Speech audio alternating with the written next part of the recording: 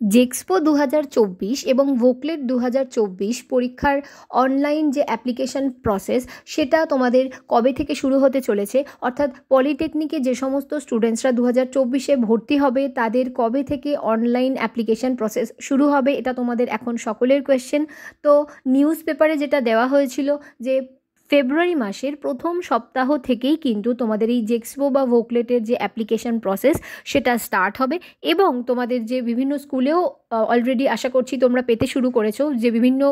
সরকারি বলো বা বেসরকারি পলিটেকনিক কলেজ থেকে গিয়েও কিন্তু তোমাদের বিভিন্ন লিফলেট দেওয়া হচ্ছে এবং আমি তোমাদেরকে সেটা চ্যানেলেও দেখিয়েছিলাম যে ফেব্রুয়ারি মাসের প্রথম সপ্তাহ থেকেই কিন্তু তোমাদের এই যে আবেদন প্রসেস শুরু হবে এবং তোমাদের কোয়েশ্চেন ছিল যে কত দিন পর্যন্ত এই অ্যাপ্লিকেশন প্রসেস চলবে বা তোমাদের কাছে কতটা সময় থাকবে। তো আগের বার কিন্তু মে মাস পর্যন্ত ডেটটাকে এক্সটেন্ড অনেকবারই করা হয়েছিল, তো মে মাস পর্যন্ত চলেছিল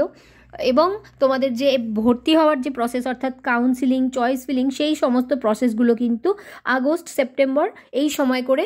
লাস্ট প্রসেস চলেছিল এবং সেপ্টেম্বর মাসের 15 তারিখের মধ্যে মোটামুটি তোমাদের যে ভর্তি নেওয়ার প্রসেস সেটা করা হয়েছিল। এবং অনেকের প্রশ্ন যে তোমরা এই যে অ্যাপ্লিকেশন সেটা কিভাবে বা কোথায় করবে, তোমাদের যে অফিসিয়াল ওয়েবসাইট আছে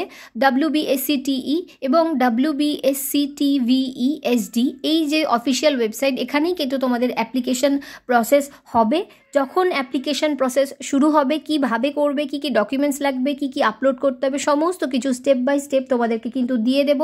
এবং যেটা তোমাদেরকে একটা জিনিস সবসময় মাথায় রাখতে হবে যে ফর্ম ফিল আপের সময় কোনোভাবে তোমাদের কোনো রকম যেন ভুল না হয়। এটা কিন্তু প্রত্যেকবার আমি বারে বারে স্টুডেন্টদেরকে বলি, কিন্তু সেই কোনো না কোনোভাবে নামের বানান ভুল, বাবার নামের বানান ভুল বা ঠিকানার কোনো ভুল, এই সমস্ত ভুল কিন্তু ছাত্রদের মাধ্যমে হয়ে থাকে। তো সেইগুলো কিন্তু তোমাদেরকে মাথায় রাখতে হবে, সেরকম কোনো ভুল যেন না হয়। কারণ যদি সেরকম কোনো ভুল হয়, অনেক সময় হয়, সেগুলো যদি ঠিক না করা হয় তাহলে সেক্ষেত্রে কিন্তু তোমার যে রেজিস্ট্রেশন হবে পলিটেকনিকে সেখানেও কিন্তু তোমার নামের স্পেলিং ভুল থাকবে। সকলে একটু ধৈর্য ধরে ওয়েট করো এবং তোমাদের জন্য একটা প্লেলিস্ট তৈরি করে রেখেছি জেক্সপো 2024। সেই প্লেলিস্টটাতে গিয়ে তোমরা দেখতে পারো যে মাধ্যমিকের মোটামুটি কীরকম পার্সেন্টেজ বা এইচএসে কীরকম পার্সেন্টেজ লাগবে তোমাদের সরকারি কলেজ পাওয়ার জন্য।